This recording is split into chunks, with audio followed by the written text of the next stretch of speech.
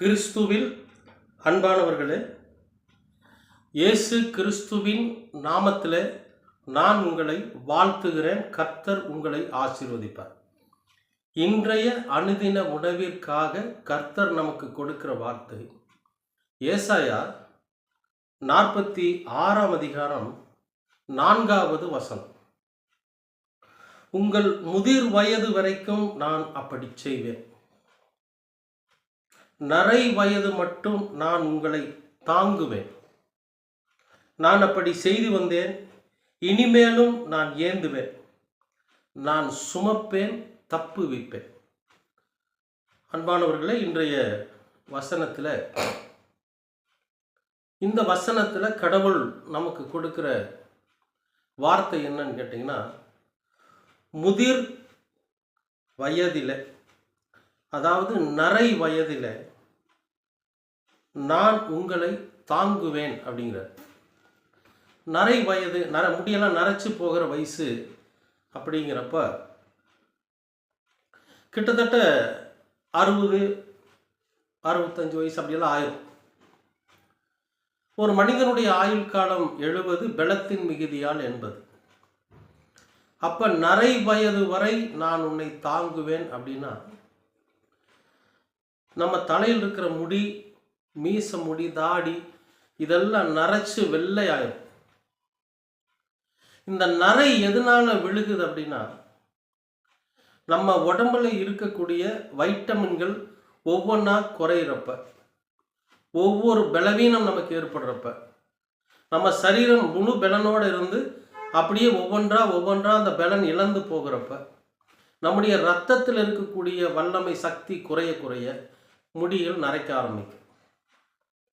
வயது ஆக ஆக முடி நரையும், சரீரத்தில் இருக்கிற பலன் பலவீனமாக மாறும், உடம்பில் இருக்கக்கூடிய சக்தி எல்லாம் போகும். அந்த மாதிரியான சூழ்நிலை வருகிற போது தான் முடியெல்லாம் நரைச்சி போயிடும். அந்த வயது வரைக்கும் உன்னை தாங்குவேன் அப்படிங்கிறார். எனக்கு ஒரு சாட்சி சொல்லணும். அது என்னன்னு கேட்டிங்கன்னா, என் தகப்பனார் 86 வயதில் இறந்துட்டார். நாங்கள் தச்சு வேலை செய்கிறவங்க. அதாவது அப்பா தச்சு தொழிலாளி, மரஜாமான்கள் செய்யக்கூடிய தச்சு தொழிலாளி. ஒரு தனியார் கம்பெனியிலேருந்து ரிட்டையர்ட் ஆகி அவருக்கு பென்ஷன்லாம் எதுவுமே கிடையாது. வீட்டில் தான் தச்சு பற்ற வச்சு தச்சு வேலை செஞ்சுட்டு இருப்பார். நல்ல வயசு.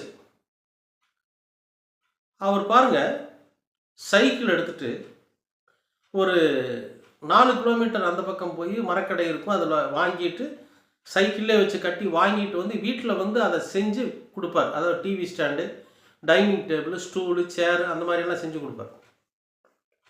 அதற்கான கூலியை வாங்கிட்டு செஞ்சு கொடுப்பார். நான் போகிறப்பெல்லாம் அவர்கிட்ட சண்டை பண்ணுவேன். ஏங்கப்பா வயசாகிடுச்சு, வண்டி சைக்கிள் எடுத்துகிட்டு போயிட்டுருக்குறீங்க, இது என்ன நல்லாவா இருக்குது, போய்க்கு இது விழுந்துட்டா என்ன பண்ணுறது அப்படின்னு நான் கேட்டேன்னா அவர் சொல்லுவார், ஏய் கடவுள் இருக்கார் பார்த்துக்குவார், ஆண்டவர் இருக்கார் பார்த்துக்குவார் அப்படின்ற வார்த்தையை மட்டும்தான் சொல்லுவார். அவர் வேதத்தை எடுத்து பிரசங்கம் பண்ணி, மேடையில் பயங்கரமாக பிரசங்கம் பண்ணி, பாட்டு பாடி ஊழியம் பண்ணினவர் கிடையாது. உண்மையாக உழைப்பார். அவரோட முழு நம்பிக்கையும் கடவுள் நமக்கு துணை இருப்பார், அவ்வளோதான். வேற எந்த விதமான கெட்ட எண்ணங்களோ கெட்ட செயல்களோ அவர்கிட்ட கிடையாது. மனித நேயத்தோடு நடந்துக்குவார். திருவிருந்துக்கு எல்லாம் சொல்லுவாங்க, அந்த ஆயர் பெருமக்கள் என்ன சொல்லுவாங்கன்னா, வயசானவங்கெல்லாம் அங்கேயே உட்காந்துருங்க, நாங்கள் பக்கத்தில் கொண்டு கொடுக்குறோன்னுவாங்க. ஆனால் இவருக்கு அது பிடிக்காது. இவர் என்ன பண்ணுவார்னா, எழுந்து வரிசையில் நின்று போய் அங்கே முழங்கால் படிக்கிட்டு திருவிருந்து வாங்கிட்டு தான் வருவார். அப்போ யாரையும் டிபெண்ட் பண்ணி அவர் இருக்கல, தன்னோட சொந்த உழைப்பில் தான் கடைசி வரைக்கும் இருந்தார். திடீர்னு ஒரு நாள், அன்றைக்கு ஞாயிற்றுக்கிழமை, அதாவது 1வது வாரம், திருவிருந்துக்கு போகிறதுக்காக அவர் என்ன பண்ணுறாருன்னு கேட்டிங்கன்னா, குளிக்கிறதுக்காக போகிறார் பாத்ரூமுக்கு. அந்த பாத்ரூமில் நாங்கள் ஒரு தொட்டி வச்சுருப்போம். அந்த தொட்டி மேலே பெரிய மூடி போட்டு மூடியிருப்போம். பாத்ரூமுக்குள்ளே போனவரை காணும், சத்தத்தை காணும், ஆள் எந்த பேச்சும் இல்லை. அம்மா என்ன பண்ணிட்டு இருக்கிறீங்கன்னு போய் கதவை திறந்து பார்த்தா அந்த தொட்டி மேலே படுத்திருக்கார். அவ்வளோதான், ஆண்டவர் அவர் எடுத்துக்கிட்டார். கடைசி வரைக்கும் யாரையும் அவர் டிபெண்ட் பண்ணி இருக்கல. அவரோட கையின் பிரயாசத்தையே அவர் சாப்பிட்டாரு. அவர் சொந்த உழைப்பில் தான் அவர் வாழ்ந்தார். அப்போ நான் நினச்சேன், இந்த வசனத்தை படிக்கிறப்ப அப்பா மாதிரி நிறைய பேரை பார்க்குறோம். இன்னைக்கு நிறைய பேர் இருக்கிறாங்க. அப்போ நரை வயது வரை முடியெல்லாம் நரைச்சு பார்த்து போங்க, நிதானமாக போங்க, ஜாக்கிரதையாக இருங்கன்னு மற்றவர்களால் அறிவுரை சொல்லக்கூடிய வயது வரைக்குமே நம்ம தான் பயந்துட்டு இருக்கிறோமே தவிர அவங்க ஒரே நம்பிக்கை, கடவுள் எனக்கு துணை இருக்கிறார் அப்படிங்கிற நம்பிக்கை, அது வரைக்கும் இருந்து வாழ்ந்து நல்ல விதமாக போனார். அன்பானவர்கள், நான் இதை எதுக்கு சொல்ல வரேன் அப்படின்னு கேட்டிங்கன்னா, நம்ம முதிர் வயதிலும் கூட நமக்கு எந்த விதமான பலவீனங்களோ, சரீரத்தில் பலவீனம் வந்துச்சுன்னா கர்த்தருடைய பலன் அதுக்குள்ளே வரும். ரத்தத்தில் பலவீனம் வந்தால் கர்த்தருடைய ரத்தம் அதை பலப்படுத்தும். அவருடைய மாமிசமும் அவருடைய ரத்தமும் நம்ம ஒவ்வொரு மாசத்துலேயும் நாம் அதை வாங்கி புசிக்கிற போது அந்த திருவிருந்தானது இந்த சரீரத்தை தூய்மைப்படுத்தும், இந்த சரீரத்தை பலப்படுத்தும், இந்த சரீரத்தில் தைரியம் கொடுக்கும். அப்படி ஒரு நிலைதான் அவருக்கு இருந்து அவர் போனார். அப்போ இதுதான் வாழ்க்கை, இதுதான் உண்மையா அப்படின்னா ஆமாம். அப்போ மனிதனுடைய ஆயுள் காலம் 70, பலத்தின் மிகுதியால் 80, 80ஐயும் தாண்டி 86 வரைக்கும் இருக்கிறாரு. அந்த 86 வரைக்கும் அவர் யாரையும் டிபெண்ட் பண்ணி இருக்கல. இப்படி அநேகர் இருக்கிறத நம்ம கேள்விப்படுறோம். அந்த ஞாயிற்றுக்கிழமை காலையில் கடைக்காரர் சொல்றாரு, இப்போதான் வந்து பால் வாங்கிட்டு போனாரு. அன்பானவர்களே, எவ்வளவு அற்புதமான வாழ்க்கை பாருங்க. அப்போ உங்களுக்கும் எனக்கும் ஆண்டவர் அதை சொல்றாரு. என்ன சொல்றாருன்னா, நான் உன்னுடைய நரை வயது வரை உன்னை தாங்குவேன், தப்பு வைப்பேன்கிறார். எதில் தப்பு வைக்கிறாரு? வியாதிப்பட்டு படுத்த படுக்கையா இல்லாமல் உன்னை தப்பு வைக்கிறேன், பிசாசனோட பிடியில் நீ சிக்காமல் உன்னை தப்பு வைக்கிறேன். இந்த சாதாரண உலக மக்கள் எப்படி கடைசி காலத்தில் அவங்க நோய்வாய்ப்பட்டு இருக்கிறாங்களோ அந்த மாதிரியெல்லாம் இல்லாமல் நான் உன்னை தப்பு வைக்கிறேன். எவ்வளோ அற்புதமான தேவன் பாருங்க. ஆண்டவரை எல்லாவற்றையும் நன்மையானதை செய்வார். அப்போ இந்த வசனத்தின்படி உங்களையும் தப்பு வைப்பார். உங்களுடைய நரை வயது வரை தப்புவித்து அவர் கையில் தாங்குவார். கடைசி நாள் வரைக்கும் நம்முடைய கையின் பிரயாசத்தை நம்முடைய சொந்த உழைப்பிலேயே சாப்பிட்டு நாம் யாருக்கும் இடையூறு இல்லாமல், யாரும் நம்மை பார்த்து இந்த ஆள் சீக்கிரமாக போய் சேர்ந்துட்டா பரவாயில்லையே, ஏன் இப்படி தொந்தரவாக இருக்கிறாருன்னு எல்லாருடைய சலிப்புக்கும் ஆளாகாமல் நல்ல விதமாக நம்ம இந்த உலகத்தை விட்டு கர்த்தரால் எடுத்துக்கொள்ளப்படணும். அந்த நாள் வரைக்கும் நம்மை அவர் தாங்குவார். அவருடைய கரத்தில் தாங்கிறதுனா அதுதான்.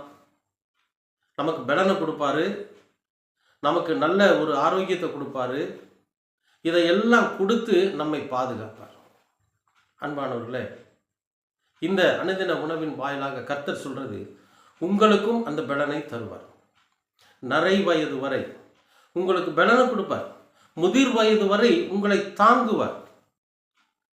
அது மட்டும் இல்லை, மற்றவர்களைப் போல இல்லாமல் கடைசி காலத்தில் யாருடைய சலிப்புக்கு நாம் ஆளாகாமல், யாருடைய வெறுப்புக்கு நாம் ஆளாகாமல் நல்ல விதமாக கர்த்தர் எடுத்துக்கொள்ளுகிற வரைக்கும் நாம் ஆண்டவருக்கு உண்மையாக இருந்து நல்ல விதமாக கர்த்தரோட கரத்தில் போய் சேரக்கூடிய அளவுக்கு கர்த்தர் நம்மை தாங்குவார், தப்பு வைப்பார்.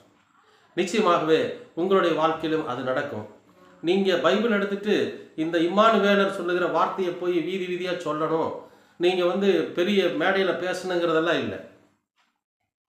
நம்பிக்கை, கடவுள் என்னை பாதுகாப்பார், என் ஆண்டவர் இயேசு எனக்காக மரித்திருக்கிறார், என் இரட்சகர் என்னோடு கூட இருக்கிறார், எனக்கு எல்லாத்தையும் அவர் செய்வார் அப்படிங்கிற ஒரு நம்பிக்கை. அவர் சொன்னபடி நாம் நடந்துக்கிட்டு அவருடைய வார்த்தையின் மீது நம்பிக்கை வச்சு அவர் நமக்கு பாதுகாப்பாக இருக்கிறார் என்கிற விசுவாசம் நமக்கு இருந்தாவே போதும். நிச்சயமாகவே உங்களுக்கு அது இருக்குது. நீங்கள் கண்டிப்பாக தப்புவிக்கப்படுவீங்க. நரை வயது வரை நீங்கள் பாதுகாக்கப்படுவீங்க. கர்த்தர் உங்களை கையில் ஏந்தி கொள்வார். அன்பின் பரலோக பிதாவே, அருமையான நல்ல இந்த அனுதின உணவிற்காக நன்றி. இந்த நாளை நீர் ஆசீர்வதித்து கொடுத்திருக்கிறீர், அதற்காகவும் நன்றி.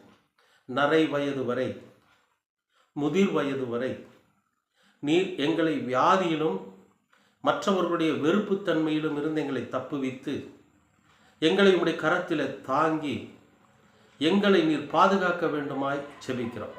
நாங்கள் எங்கள் கையின் பிரயாசத்தை சாப்பிட்டு எங்கள் சொந்த உழைப்பிலே நாங்கள் வாழ்ந்து யாரையும் நம்பி இல்லாமல் கர்த்தரையே நம்பி வாழ நீங்கள் கிருபை பாராட்டுங்க. உங்கள் இரக்கம் எங்களோடு கூட இருக்கட்டும். இயேசு கிறிஸ்துவின் வழியாய் கேட்கிறோம் நல்ல பிதாவே. ஆமென், ஆமென், ஆமென்.